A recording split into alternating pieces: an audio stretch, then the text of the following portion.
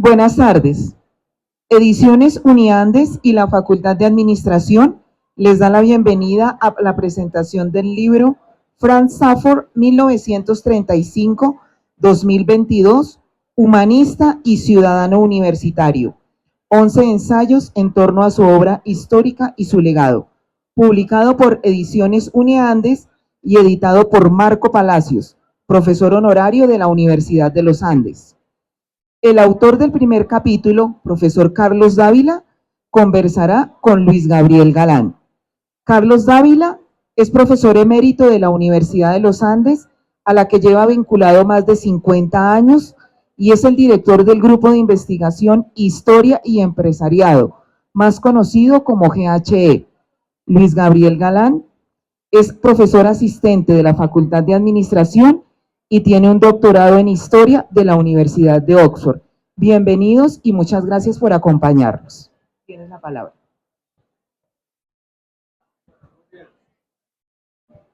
Muchas gracias por la asistencia de ustedes. Yo voy a emplear 25 minutos y a los 25 minutos me deben cortar. Si no me corto, me autocorto. Y luego entra Luis Gabriel. Los cálculos que tenemos es 25 más 20 da 45. Y Gabriel más o menos use 20 minutos. Y lo del restante, o sea, 9 minutos y medio para preguntas. Muy bien, el libro evidentemente es este. Está aquí en la... Ese es el libro en cuestión. Y la conversación con Gabriel la hemos planeado pensando que es diferente hablar sobre un libro que tiene un autor o dos autores que sobre este libro que tiene un montón de autores. Entonces, hemos deshecho la tentación boba de decir, hay que acabar todo el libro. No, vamos a hablar de lo que nos parece del libro. No todos los capítulos no los podemos cubrir y esperamos que ustedes salgan tan emocionados del conversatorio que hagan lo que deben hacer con el libro. Muy bien, el libro tiene entonces partes antes. El libro, lo fundamental, antes, el anterior. Lo fundamental del libro es que tiene esos capítulos, ¿no es cierto? Y entonces, ese libro tiene 4 partes. Y ahí están tiene 4 partes. ¿Y cuántos capítulos tiene? Tiene muchos capítulos. Tiene 4 partes y tiene 11 capítulos, es mucho, ¿no? Pero de todas maneras, los capítulos son los que están en ese slide que no se puede leer, pero son capítulos de verdad. Pero sobre todo el libro, entonces les facilitamos la idea diciendo el libro tiene 4 partes. ¿No es cierto? Los 11 capítulos están divididos en 4 partes. En la primera parte tiene 2 capítulos, uno de Dávila, que soy yo, y otro de 2 historiadores muy serios. La segunda parte tiene 3 capítulos. La tercera parte tiene 3 capítulos también. Y la cuarta parte tiene 3 capítulos. Sumados, todas las cosas da 11. Pero como dice Marco Palacios, muy sabiamente, todos ustedes conocen a Marco. Marco es un profesor honorario, está en el Colegio de México, no pudo venir, etc. Pero Marco tuvo la idea que compartimos con él en su momento de decir, yo le dije, Marco, en honor de Frank Safford, ¿qué mejor tú que eres historiador desde chiquito, todas esas vainas. Y Marco entonces dice 2 cosas muy interesantes, dice muchas muy interesantes, pero Marco dice una cosa fundamental, dice las partes 1 y 2, son 2 partes que abren trocha. Y las partes 3 y 4, pues, tienen la ventaja de que la trocha ya está abierta. Y entonces, el libro tiene 15 autores, son 11 capítulos, pero el capítulo introductorio, la introducción es tan importante, tan sustantiva, que yo decidí que es un capítulo más. O sea, realmente son 12 capítulos. Y esos 12 capítulos tienen 15 autores, que es mucho. Y 9 de los 9 más 3, 12, perdón. 9 de los 12 capítulos tienen un solo autor. Ahí está indicado. Y 3 de los capítulos, 9 más 3 da 12, 3 de los capítulos tienen 2 autores, que es significativo también. Sobre todo son de historiadores muy serios, que trabajan en grupos, todas esas vainas, todas esas cosas, perdón. Tercera cosa, Palacios Me voy a referir entonces en detalle, y pues aquí acabo y no alcanzo más, no importa, porque sí quiero transmitir eso muy claramente. Me parece que el capítulo de Palacios es excelente. Yo escribí uno, otra gente escribió otro, pero ese libro sin el capítulo de Palacios no existiría. Y Palacios, como muy buen historiador y figura tan importante para la historia económica y empresarial, Palacios no dice que el capítulo 2 viene antes del 1 y que mucha gente dice esa bobería, sino hace un ensayo. Entonces, dice lo siguiente en la página 16, dice Palacio, entre comillas, ese libro plasma el esfuerzo y el talento investigativo de 3 generaciones de historiadores. Los 15 tipos somos de 3 generaciones diferentes, en diferentes áreas, que eso es muy clave, en diferentes áreas de la disciplina, en diferentes universidades y en diferentes instituciones. Es un libro muy raro. Dice luego, entonces yo hice sumas y restas, y entonces los 15 autores, 6 de los autores están afiliados aquí o allá a universidades públicas, estatales, y 9 de los autores pertenecemos a universidades privadas. El libro está publicado por la Universidad de los Andes, pero el libro únicamente 4 de los 9, o sea, menos de la mitad, trabajamos en la Universidad de los Andes. Eso me parece muy clave por razones que no son tan obvias para mucha gente, pero para mí y para Marcos son muy claras. Y los autores todos tienen el grado de PhD, excepto una persona, que es un estudiante doctoral de psicología. Los 14 siguientes, 14 más 1 da 15, 9 tienen PhD en historia, en una u otra universidad conocida mundialmente. Y segundo, 5 tipos tenemos un PhD en universidades también bastante conocidas internacionalmente, pero no en historia. Es muy clave para entender el libro, en teoría de las organizaciones. Otros tipos en administración y otros tipos en geografía. Y todos los raros que no son historiadores son muy andinos, son profesores de unidades. Dice Safford en su introducción, dice en cierta página, dice Pancho Safford, desde la Universidad de Northwestern estableció una relación personal, intransferible, y es coautor de trabajos con 4 de los autores, no con todos los 15. Y los otros 11 se refieren a Safford como profesor Safford, con gran respeto, pero no tuvieron relato, no tuvieron contacto personal. Y Marco Palacio, como buen historiador, no está diciendo que hay que tener contacto personal, pero dice es diferente una que otra cosa. Y entonces dice, la mayoría de los autores, en la página 16, leyeron y estudiaron al autor Safford, así no lo trataron personalmente, pero todos ellos, todos los 15, conversan con la obra de Safford. Dice más adelante, con Carlos Dávila y con Enrique Ogliastri, como estudiantes del doctorado en Northwestern, coincidieron con Safford, descubrieron a Safford en el año 1971. Desde entonces, Ogliastri, Dávila y Safford forjaron una trama de intereses académicos y de colegas.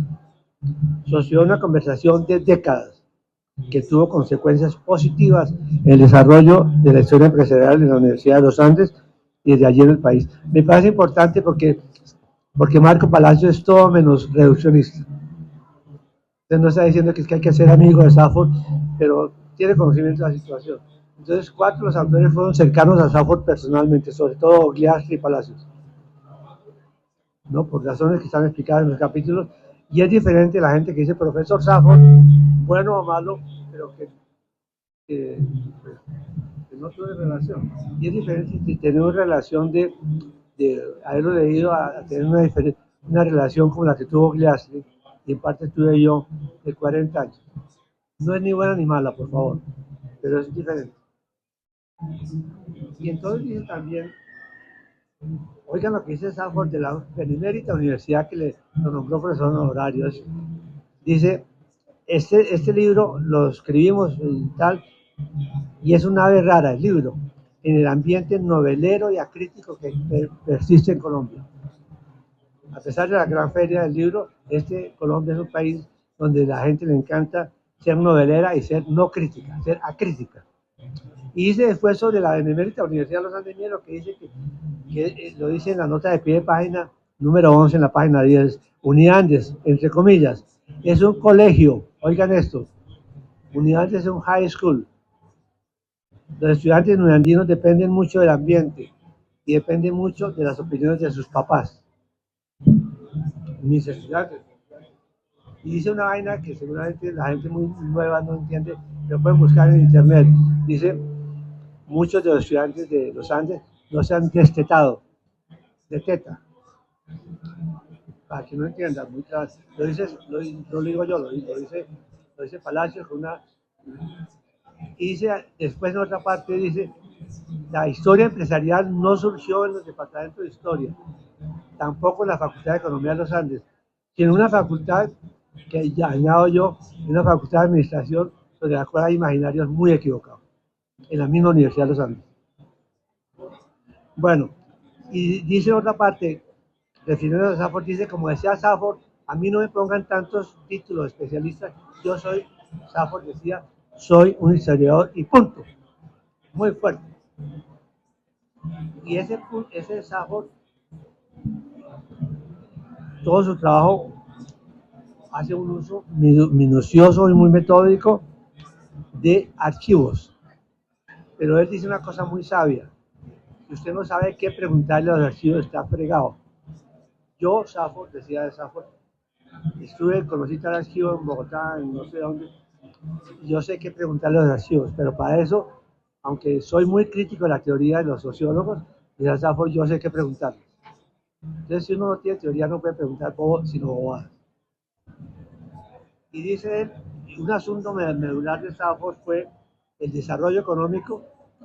Segundo, los obstáculos al desarrollo económico en un país como Colombia, que es un país que se llamaba subdesarrollado. Tercer eje de los trabajos de Safford, la importancia de la geografía. Cuarto, el comercio internacional, no las guerras internacionales. Quinto, las élites, no buenas ni malas, sino las élites. Dice esto, la importancia de la mentalidad, su relación con la ideología. Esos 5 puntos rescata Marco, me aprovecho él para decir eso. Safford habla de eso. Dice, Safford, un humanista que se planteó la tarea, oigan esto, para la gente que sueña mucho con los números, es un humanista, Safford, que se planteó la tarea ayudado con números, sabía sumar y restar, pero evitó la jaula de los fantasmas cuantitativos. Entonces, eso es muy importante para los que soñamos con ser econometristas. Uno puede usar números, pero no caer en la jaula de la econometría. Y entonces dice Safford, ¿por qué en Uniandes es una universidad elitista, una universidad burguesa? ¿Y por qué en el GH, él lo plantea como una pregunta de investigación, ¿por qué surge este libro? Porque este libro no surgió en la Facultad de Economía, ese libro no es financiado por la Facultad de Ciencias Sociales, es financiado por una facultad que se llama Administración, que no es ni buena ni mala y sobre la cual hay imaginarios muy equivocados dentro de los Andes, sobra decirlo fuera de los Andes. Pero ahí, y él entonces hace unas alusiones a la profesión de historiador muy sabia. Dice lo siguiente, Safford, entre comillas, en Palacios. Los historiadores profesionales tenemos la mala costumbre de discurrir, oigan esto, en tribus académicas y en territorios físicos dentro de los claustros. Sabiduría muy grande. Tribus académicas y en territorios físicos donde el SD, que es el edificio de administración, es una vaina diferente del ML. Y entonces dice esa forma más adelante, dice Palacios, página 18. La historia empresarial que se ha desarrollado en los Andes no es reconocida, el no es muy importante, no es reconocido en los departamentos de historia. Más bien, en los departamentos de historia se le cataloga, en el mejor de los casos, como una rama esotérica. Y como tal, la razón que dan es que los practicantes de la historia empresarial en los Andes habitan en el edificio de al lado, o sea, habitan en el SD. Y antes del SD habitaban en otra parte diferente de la sabiduría universal. Eso es muy interesante porque, aunque ya se me va a acabar el tiempo, yo escribo un capítulo, me quedan 9 minutos, no más, demasiado. Entonces yo escribo un capítulo, que es el capítulo 1, que nuevamente digo unas cosas y no otras, no lo voy a leer todas, pero ustedes los animo a que lean el capítulo se llama, oigan el título, que a mucha gente le molesta mucho. El título sobre el capítulo es Leyendo a Safford con estudiantes de Uniandes en los últimos del año 2000 al 2020. Sabiendo que a Safford lo usamos del año 76, pero yo digo, para ser preciso, contar con números y todas esas vainas, hago una mirada muy diseccionada, muy cuidadosa sobre cuál ha sido la experiencia de, no del curso de historia empresarial, de leer a Safford en ese curso, como lectura única. Yo sé que leemos otras vainas, pero digo, Safford, sin Safford no existiría la historia empresarial. Entonces, me enfoco en decir, en el pregrado, y seguramente mucha gente se puede desmayar de alegría o de no alegría, el pregrado en los Andes, vamos en la promoción 102, dice el mes. Entonces no quiere decir que a todo el mundo le guste el curso, no creemos eso. Entonces vamos en la promoción 102, o sea, se ha enseñado durante 51 años. Segundo, me meto en ese periodo a mirar un cursito que es Historia del Desarrollo Empresarial, pero únicamente la sección que yo he manejado. Pero soy muy claro en que únicamente hablo de mi sección, por respeto a mis colegas, que se parecen o no a mí, porque en Historia Empresarial ese semestre hay 7 secciones, 7, 7 de 6 más 1, un montón. Pero yo me refiero a que en los últimos 20 años, del 2000 al 2020, me refiero únicamente a una de 4 secciones, la otra la daba Molina, la otra la daba Durán, la otra la daba no sé qué, en un otro momento. Eso es muy importante. Entonces yo digo, para bien o para mal, ahí hemos leído 4 cosas de Safford. Y mi sorpresa es súpina, o sea, es muy grande. Cuando me leí las bibliografías de mis colegas del libro, todos historiadores importantísimos, PhDs y tal, con una cosa muy preocupante, con unas 12 secciones nomás. En el resto de capítulos no mencionan, no han descubierto a Safford 2002, que lo publicó la Facultad de Administración. No han descubierto a Safford 2003, el capítulo sobre la Casa de Comercio de Corte Inglés, que salió en un libro de la Facultad de Administración. No han descubierto a Safford del 2010, que salió en un libro del Banco de la República y del Fondo de Cultura Económica. Pero sobre todo no han descubierto ninguno de ellos, todos dolorosísimos, no han descubierto a mis colegas coautores del libro, no han descubierto a Safford 2011, que es una monografía número 111 de la Facultad de Administración. Son simplemente hechos, yo los invito a ustedes que son todos muy inteligentes, muy juveniles y tal, hay que hagan hipótesis. Yo tengo mis propias hipótesis, pero no las voy a mencionar, me parece muy raro eso. Y entonces, yo diría simplemente que el capítulo hago una serie de consideraciones que son irrelevantes, me quedan 5 minutos. Sí, yo simplemente voy a leer 2 cosas que dice Safford en algunas páginas del capítulo de David. Dice Safford, esta colonia palacio, dice lo siguiente.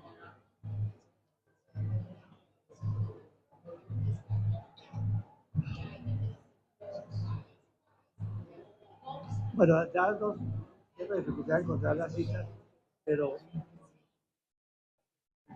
pero dice 2 cosas muy discientes, muy duras además, porque la gran cercanía que tenemos con Palacio se debe a que él tiene una determinada eh, historia personal. Es el historiador más importante que hay en Colombia vivo, eso no hay ninguna duda. Y su trayectoria es muy diferente, por ejemplo, de la mía, pero tenemos mucho entendimiento de eso. Y para que los que no sepan, Marco Palacio fue rector de la Benemérita Universidad Nacional de Colombia 2 años, 2 veces. Una del gobierno del presidente Betancourt y otra del gobierno del presidente Álvaro Uribe. Dice Marco lo siguiente para despedida. O digo yo, no, dice, una de las características de la magistral síntesis que hace Sáforo en el 2002, que ojalá la leyeran ustedes, la Facultad de Administración de la Universidad de los Andes la puede regalar, pero que la lean. Sintetiza la vida de Sáforo, los descubrimientos de Sáforo de 35 años, en el año 2002, cuando para la Cátedra Corona hizo una monografía que no tiene 10.000 páginas, tiene 53 páginas nomás, no tiene notas de pie de página, y explica por qué no las tiene. Dice, yo únicamente voy a hablar de mi experiencia de 35 años y me atrevo a decir 4 cositas sobre la relación entre los valores culturales, el emprendimiento, la estructura social y todo. Y los casos que comparan Sáforo magistralmente en esa monografía de 53 páginas, que son 4 secciones, son Bogotá y Antioquia. Para decir, en Antioquia, en últimas, Antioquia parece que hubo mayor movilidad social. Explica por qué, porque hubo mucho oro. En Bogotá no hubo nada de eso. Y Bogotá es una sociedad mucho más estratificada, más cerrada que Antioquia. Y lo magistral de ahí es que cuando Sáforo en su último capítulo de ese trabajo del 2002, dice, bueno, si me toca, voy a concluir. Yo no creo en esa conclusión, es cierto. Si toca concluir, voy a decir unas vainas. Y Sáforo dice lo siguiente, que es magistral. Sáforo dice en 3 o 4 líneas algo muy singular, que es básicamente, me atrevo a decir que de golpe, oigan esto, que para los estudiantes, sobre todo para los estudiantes muy jóvenes, muy instructivos, yo me atrevo a decir que de golpe los valores culturales no están guiados por Dios, no vienen del área, vienen de la estructura geográfica, fisiogeográfica. Las estructuras fisiogeográficas, la geografía y otras cosas influyen en los valores. Y entonces, en Bogotá había unos ciertos valores, no buenos ni malos, pero había. Y en Medellín había otros valores. Y entonces eso hizo que Medellín y Bogotá tuviesen diferente grado de desarrollo en cierto momento. Una vaina sabia, 35 años, y algunos estudiantes cuando leían eso allá en 2004 decían, la Dávila, profesor Dávila, pero qué simplismo, pasarse 35 años de decir eso. Y digo, pues esa es la vida. Ojalá ustedes puedan decir algo inteligente después de 2 o 3 años. Entonces es muy la onda de Sáforo, muy duro, muy querido, muy escéptico. Y aquí termino. Y después hay otro capítulo muy interesante, no de Dávila, sino de Enrique Ogliaschi, que no es profesor en los Andes. Se fue muy molesto de los Andes, ya mismo sabe. Se fue muy molesto, no quiere nunca volver a los Andes. Enrique es profesor del Instituto de Empresa de Madrid y fue del INCAE. Él escribe el último capítulo que es tomado de su tesis doctoral, influido muy por Sáforo. Y Enrique y yo fuimos más que amigos, fuimos 2 profesores que hicimos un proyecto que duró 15 años, no en la Facultad de Sociología, ni la Facultad de Historia ni la Economía, en la Facultad de Administración, que nos financió generosamente para que Enrique Ogliaschi y Ávila hicieran un proyecto que se llamó La relación en 8 ciudades colombianas entre las élites y el subdesarrollo o desarrollo de las ciudades. Sobre eso trata el libro. Listo, no.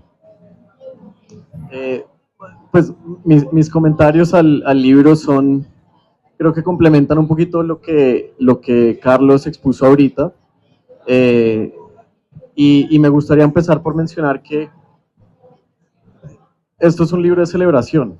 Entonces, los capítulos son muy diversos y muy distintos unos de otros. Hay unos capítulos que tienen una relación con Sáforo muy personal, otros que son unos capítulos más de investigación y otros que plantean unas preguntas que pueden ser desarrolladas más adelante. Entonces, el capítulo y los capítulos, a pesar de que esté estructurado en 3 partes, como bien dijiste, los capítulos también tienen un enfoque distinto, ¿cierto? Entonces uno también puede leer el libro desde ese punto de vista, de personas que trabajaron con él a lo largo de distintos años, que desarrollaron una relación personal de admiración, de afecto, de amistad, y otras personas que quizás no tuvieron la misma conexión personal, pero fueron admiradores de su obra y trabajaron, digamos, a partir de hipótesis o de grandes interpretaciones que él formuló. Entonces, es un libro, perdón, en homenaje y en honor a un gran historiador de Colombia, de América Latina. Entonces, eso vale la pena subrayarlo porque no es no es cualquier historiador, es uno de los grandes historiadores colombianistas extranjeros que hay. Y en el libro, pues él escribió un par de artículos y ensayos sobre América Latina que no están reflejados en el libro.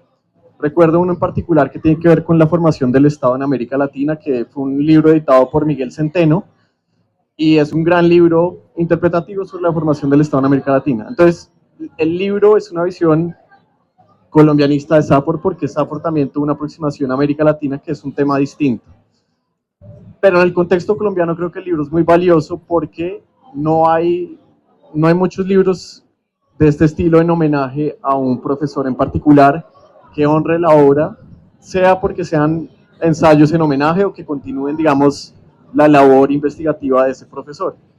Y en el caso de la historiografía inglesa, y lo comentábamos mucho, hay, digamos, esta tradición de honrar a profesores que han dejado un gran legado, y no es una tradición británica ni inglesa, porque en Alemania también, digamos, existía, y me parece que eso ya en sí mismo es un gran aporte, porque el conocimiento y la investigación es un trabajo colaborativo y es un trabajo intergeneracional. Entonces a mí me parece fascinante y me parece muy positivo que en Colombia se empiecen a escribir libros de esta naturaleza, como ya existe el de Malcolm Dees, que salió en Uninorte hace 3 años, porque él murió en el 2023, entonces creo que es un libro del 2021. Pero digo que es un libro que celebro como empresa colectiva de homenaje a una persona que le dedicó la vida a Colombia, como se la dedicó Malcolm Dees, y que nos han ayudado a entender los problemas, las virtudes y acercarnos a una comprensión más compleja del país, que eso es muy valioso, es muy positivo, y por eso cuando personas como Frank Safford o como Malcolm Dees desaparecen, a mí me parece que es una gran tragedia, porque no es solamente que se pierda un investigador, sino que se pierde una manera de pensar Colombia y pensar el pasado, y son personas que tuvieron una gran imaginación histórica y pues realmente vale la pena celebrarlo. Entonces me alegro mucho que este libro se haya publicado y que haya sido adelante, porque es un historiador que merecía este tipo de homenaje. Eso como primer punto. Segundo punto que me parece importante para que futuros historiadores acá en la primera fila, porque ya saben que hace un administrador, pero no necesariamente un historiador. Entonces vamos a hablar un poquito de cómo trabaja Frank Safford y por qué Frank Safford fue un gran historiador. Entonces voy a hablar un poquito de las cosas que yo rescato a partir del libro, de la obra de él, no tanto en términos de temas, que vamos a hablar de temas, sino cómo trabaja un historiador como él y por qué él fue un gran historiador. Entonces el primer punto que yo diría es, primero, tuvo la suerte, pero también un poquito la desventaja de trabajar en un momento en el cual los estudios en Colombia no estaban muy desarrollados y se estaban empezando a profesionalizar, lo que permitió abrir trocha, como decía Marco Palacios, pero también él estuvo rodeado de una gran generación de historiadores como Jaime Jaramillo Uribe, como Germán Colmenares, como Jorge Orlando Melo, etcétera. Entonces, yo creo que para entender a Safford también vale la pena entender un poquito el contexto intelectual en el cual él se desarrolló y trabajó, y tuvo unos interlocutores notables en esas personas y en esos académicos, y obviamente él tuvo una intervención muy grande en esos debates que hubo, especialmente orientados a la historia social y cultural, no tanto puestos en términos de una historia empresarial, aunque tenía mucho que ver, pero más era, digamos, aspectos, digamos, de las estructuras sociales y económicas de América Latina en esos años 60, 70 y 80. Entonces, creo que Safford tuvo unos grandes interlocutores y él al mismo tiempo también fue un gran interlocutor, y un ejemplo de eso fue el desarrollo de la Nueva Historia y de la revista de la Universidad Nacional que fundó don Jaime Jaramillo Uribe, que fue el Anuario Colombiano de Historia Social y de la Cultura, que fue muy importante para la traducción y publicación de los ensayos de Frank Safford, que algunos de ellos habían sido publicados en inglés, ¿sí? Entonces, yo creo que esa combinación de un ambiente intelectual que se estaba profesionalizando, se estaba modernizando, y de grandes intelectuales, también hizo que Frank Safford encontrara unos interlocutores de peso con los cuales dialogó. Entonces, eso me parece que vale la pena también subrayarlo. Y leyendo el libro, yo me puse a reflexionar, bueno, ¿y cuál es la gran influencia o el gran legado de Safford? Porque evidentemente trabajó distintos temas, aunque tuvo una cierta unidad analítica con respecto a los temas empresariales y económicos, pero yo diría que fue una de las personas que ha ayudado a entender más el tema de las élites económicas y políticas en Colombia. Y me parece que gran parte de sus estudios que tienen que ver con el desarrollo de las empresas, en particular en Bogotá, el desarrollo también de la educación práctica y técnica, que fue muy importante en el siglo XIX como un comienzo del desarrollo, digamos, de unos empresarios más internacionales y mejor formados, pues son libros que son muy importantes y siguen siendo muy importantes, a pesar de que hayan sido publicados hace ya 50, 40 años. Pero lo que me parece muy interesante de Safford fue que él buscó entender a estos empresarios hasta élite desde distintas miradas. Entonces, obviamente las prácticas comerciales y económicas, pero también los valores y la importancia del sistema cultural que impedía o permitía, digamos, el desarrollo empresarial colombiano. Entonces, pues yo creo que Safford trabajaba de una forma muy empírica, pero sin perder de vista nunca lo que era la gran teoría social de su tiempo y de su época, con la cual dialogó y polemizó. Pero a mí me parece que Safford fue una persona, un gran historiador de archivo, que se nota por sus trabajos que comió mucho archivo, pero que también fue capaz de dialogar con la sociología de su época y con las teorías de cambio social que eran muy populares en los años 60 y 70. Entonces fue una persona empírica, analíticamente muy sutil y muy matizada, sin grandes recursos a la teorización, pero de todas formas con un diálogo, hay veces con lo que era la teoría social de la época o del momento. Entonces, pues está el caso, digamos, de los valores antioqueños y el desarrollo empresarial antioqueño y la polémica que hubo con Everett Hagen en lo que tenía que ver con la teoría del cambio social. Eso es un ejemplo no más. Y pues me parece que eso también es importante mencionarlo. ¿Cómo vamos de tiempo? ¿Bien? ¿Sí? Ok. Bueno, creo que 10 minutos es mucho.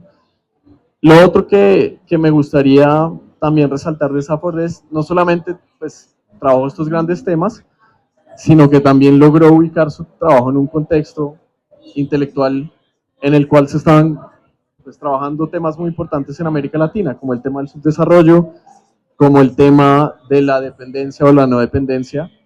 Y hay unos trabajos también de él que logran, digamos, romper con unos mitos y unos estereotipos que se estaban desarrollando en Colombia, que eran el caso antioqueño, pero también, por ejemplo, lo que tenía que ver con los partidos políticos y las interpretaciones que había, por ejemplo, de académicos como Germán Colmenares y como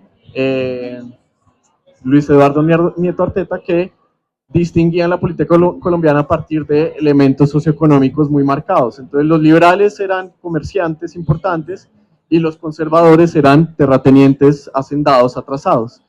Y él revisó muy críticamente esas interpretaciones y creo que ese ensayo que está publicado en el anuario en el 86, que se llama Acerca de las interpretaciones socioeconómicas de la historia colombiana, pues es un gran ejemplo de cómo un gran historiador, línea por línea, analiza el trabajo de otros historiadores y logra diseccionar lo que está correcto, lo que está incorrecto, lo que falta, y pues realmente eso marcó un quiebre en la forma en la que se interpretaba a los partidos políticos en el siglo XIX. Entonces, la contribución de Safford, yo diría, no es solamente económica y empresarial, sino que también política, porque logró, digamos, cuestionar un poquito las bases sobre las cuales se interpretaba la historia política en el siglo XIX. Y es algo que me parece que falta cada vez más ahora que la gente hace historia política en el siglo XXI, porque son historias políticas muy conceptuales, muy, digamos, enfocadas a prácticas políticas, pero muy desconectadas de la materia social y económica de una sociedad.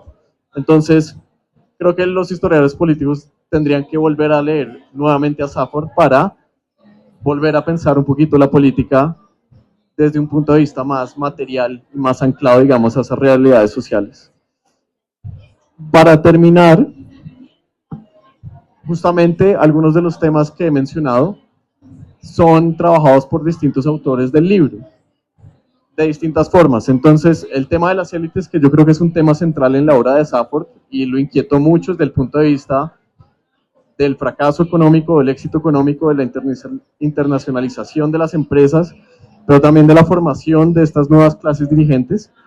Entonces hay unos textos que reflexionan incipientemente sobre eso, como es el de Ricardo Rivadeneira, que se enfoca un poquito más a la relación personal con el autor, pero Enrique Ogliasti ofrece, digamos, un análisis más detallado para el caso santanderiano, como tú mencionaste, de por qué la élite empresarial santanderiana quedó rezagada frente a la élite antioqueña o los demás, digamos, sectores empresariales industriales pujantes del país, que me parece que es una inquietud y es una reflexión interesante e importante poder profundizarla más, aunque como comentábamos previamente, las especulaciones psicoanalíticas no siempre son muy convincentes, pero bueno.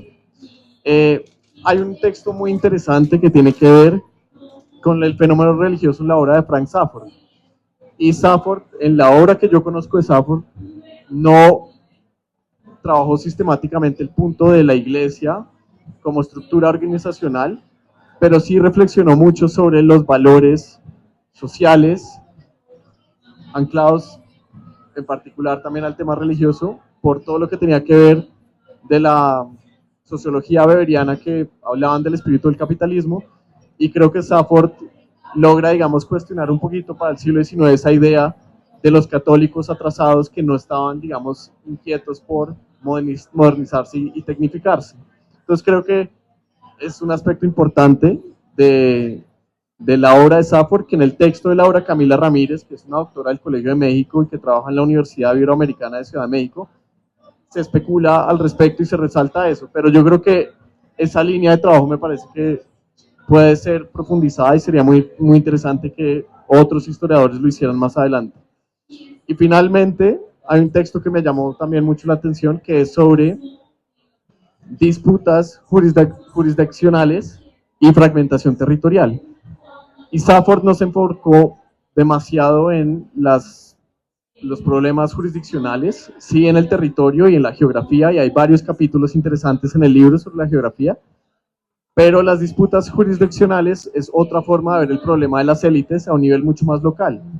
Entonces, tendemos a pensar mucho el tema de las élites a nivel nacional y regional, pero incluso interregional hubo disputas muy fuertes entre las provincias, entre los municipios, que ayudan a entender un poquito también la violencia que hubo en Colombia a finales del siglo XIX y a mediados del siglo XX también.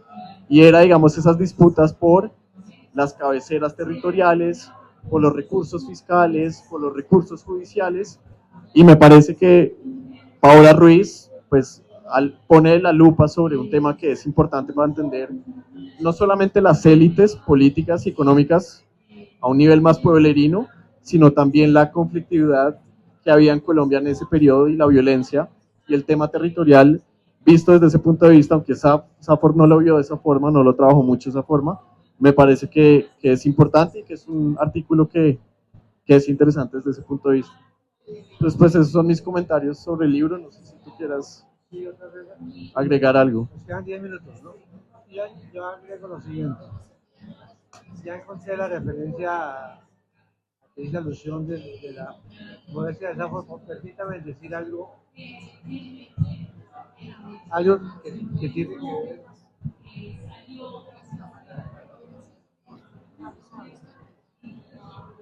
Aló. Yo, yo quisiera añadir lo siguiente, en una onda como un poco incomprendida, no importa. Yo creo que el caso de Safford es muy interesante por múltiples cosas, pero yo destacaría, porque como lo dice Palacios, fue un especialista, fuera de todo lo que sabemos, fue un especialista en romper las barreras de las tribus. Y él se refiere a que los historiadores en Colombia somos una tribu. Yo decía, afortunadamente, Palacios, decía yo, afortunadamente yo no soy de esa tribu, pero quiero decir que en el desarrollo de la historia empresarial de Colombia, para bien o para mal, eso no es ningún secreto, lo tenemos muy claro en el grupo de historia empresarial. El no ser historiadores en Colombia en lugar de ser una ventaja, porque queremos la interdisciplinaridad. Mi hipótesis es que muchas de las cosas que se publicaron en los Andes, en el 2002, etcétera, las 5, que son todas de los Andes, no se han leído porque son de los Andes. Y eso tiene unas connotaciones ideológicas, pero las tiene. Y que hay gente que tiene imaginarios falsos sobre la Universidad de los Andes. Yo no necesito defender a los Andes, pero sí quiero señalar que Safford estuvo por encima de todo eso. Incluso cuando vino a los Andes en el año 2000, a la Cátedra Corona, no era la Cátedra Corona de la Facultad del Departamento de Historia, no era la Cátedra Corona de la Facultad de Economía, era la Cátedra Corona de la Facultad de Administración. Entonces yo creo que la razón sencilla, sin tanto misterio, por la cual muchas de las obras que publicó los Andes, los historiadores los respeto mucho en parte, pero cuando me leí la bibliografía de todos los capítulos, con buen ojo crítico, que lo aprendí en la universidad donde estudio, donde soy profesor, aprendí a leer muy bien. Entonces yo digo, ¿cómo es posible que tal persona perore tal cosa y no se haya leído a Safford 2002? Que, pero siguen perorando. Yo les diría mi sugerencia muy respetuosa o irrespetuosa es ojalá se lean a Safford, que vale 10 pesos, o si quieren se lo regalamos. Y no es por antipatía, es porque no lo leen por ser en una universidad elitista que es los Andes. Y el grupo de historia empresarial ha sido comentado como los apologistas de la burguesía. Entonces yo digo, un poco con humor antipático, yo sé, digo, primero, ¿usted sabe qué es apologista? ¿Usted sabe qué es burguesía? ¿Es lo mismo burguesía que oligarquía? ¿Es lo mismo burguesía que élite? ¿Es lo mismo burguesía que clase dirigente? O sea que yo creo que en Colombia el pobre Safford tuvo la desgracia de relacionarse dentro de la Universidad de los Andes con esa facultad, o tuvo las circunstancias. Y entonces doy casos muy concretos, no cuentos, sino facts, hechos. Cuando Safford llegó a los Andes, a nuestro grupo en el año 2000, la gente de cierta facultad muy importante de los Andes dijo, bueno, viene Safford a nosotros. La gente de otra facultad de los Andes mismo, igualmente importante, dijo, pues él viene del departamento de historia. Safford dijo, no, yo voy a una facultad que se llama administración. Y a mucha gente se les crisparon bastantes partes del cuerpo, porque no eran historiadores. Y Safford no peleaba. Yo aprendí mucho de eso. Los que somos muy peleadores, no pelear.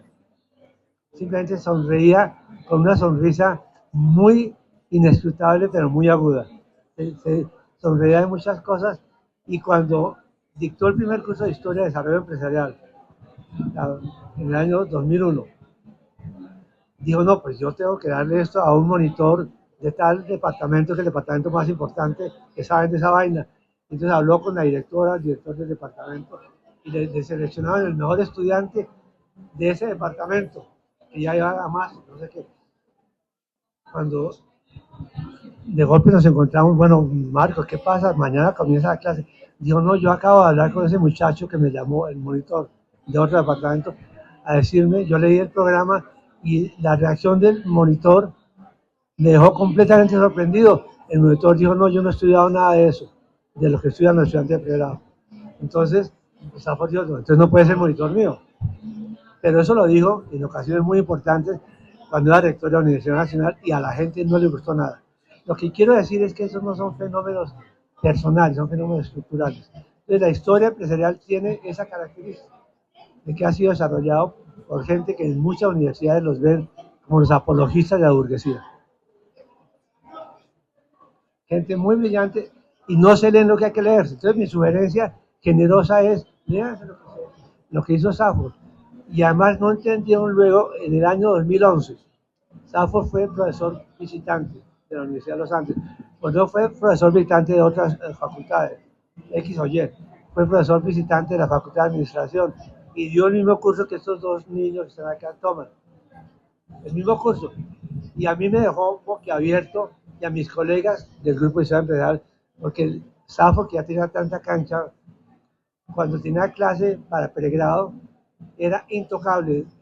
Las 2 mañanas nos dejaba boquiabiertos, porque el profesor Safo que iba a contarle una vaina, yo estoy preparando mi clase.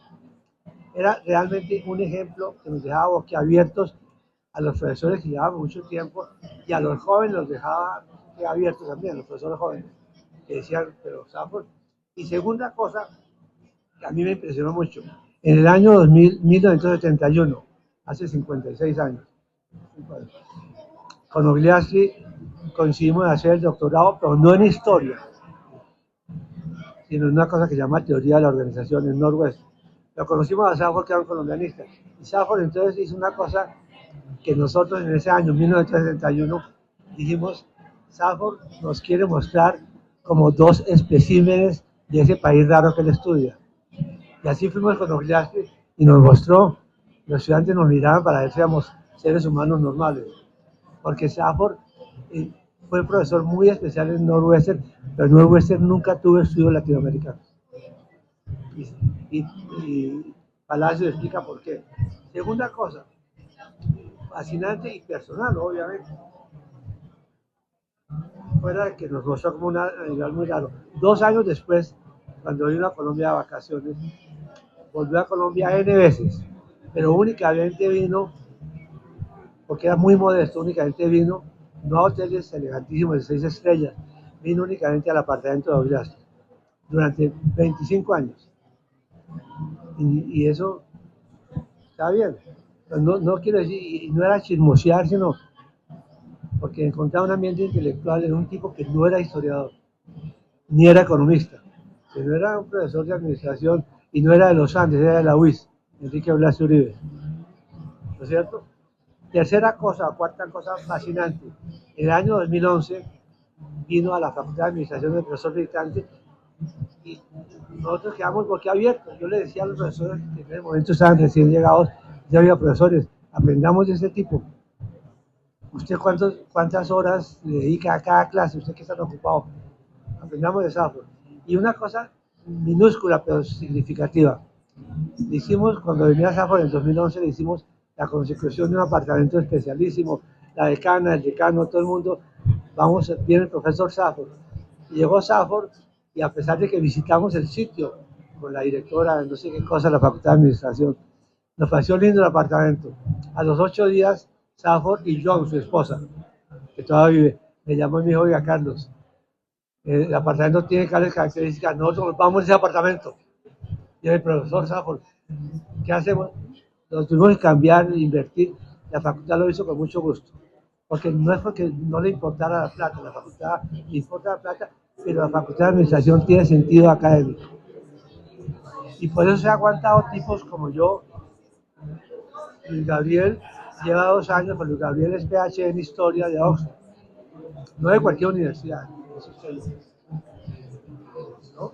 Y Northwestern tampoco una universidad. Pero entonces todas esas cosas han influido para que en lugares de simpatía seamos muy conscientes, hiperconscientes de por qué la historia empresarial es más conocida en el exterior y en la costa de Colombia, en la costa Caribe, con la Universidad del Norte, y en el exterior, en múltiples eventos, es más conocida que en el propio 9º piso de la Facultad de Administración. La verdad que no se trata de que estemos hablando mal de nadie, pero somos una universidad que es muy crítica, muy escéptica, todo el mundo es muy importante, etcétera, etcétera. Y ahí hemos aguantado 50 años y la esperanza que tenemos es que la gente joven como Luis Gabriel se encargue de esa vaina. Pero es muy diferente a otras universidades. Punto final. Esos puntos los confronté y rematé cuando el año pasado vino un profesor que está expatriado en Canadá, un sociólogo de una universidad muy importante de Bogotá. Vino después de 30 años y nos hizo una conferencia. Cuando yo le dije, muy buena tu conferencia, pero tienes tales dificultades, ¿no? Y en los Andes siempre hemos creído en la interdisciplinaridad, pero yo sé que mucha gente que dice que la interdisciplinaridad es muy disciplinaria. Mejor dicho, ni a Ogliaschi ni a Dávila los hubieran aceptado en ningún departamento de historia. Tenemos claridad, decimos afortunadamente. Y es muy buena la historia, pero sus practicantes son una tribu. Y eso le dije a Marco, voy a escribir una vaina sobre el libro diciendo por qué es una tribu.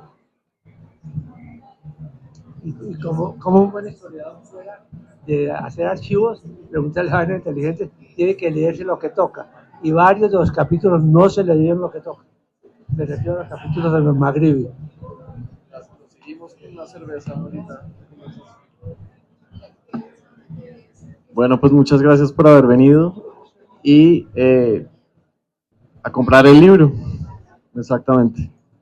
Gracias.